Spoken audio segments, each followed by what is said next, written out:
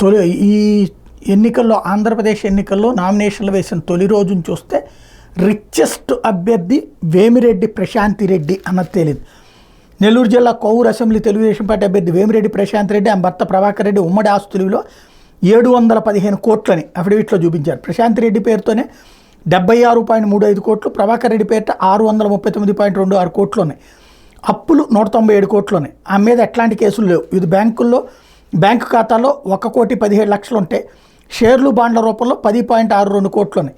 వీటికి 6.96 కోట్ల విలువైనటువంటి వీళ్ళకి ఇద్దరికి కలిపి 6.92 కోట్ల విలువైనటువంటి 19 కార్లు ఉన్నాయి. ఈ మిగతా అన్ని ఒక ఎత్తు అయితే ఒక్క ఆవిడే రిచెస్ట్.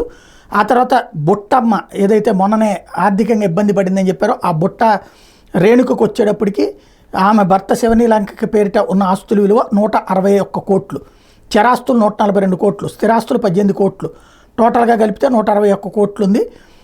అప్పులు 7.82 కోట్లు, 2014లో వీళ్ళ ఆస్తులు 242 కోట్లు, అంటే దాదాపు 100 కోట్లు కరిగించుకున్నారనమాట. ఆ విషయం కూడా ఇప్పుడు అర్థమవుతోంది.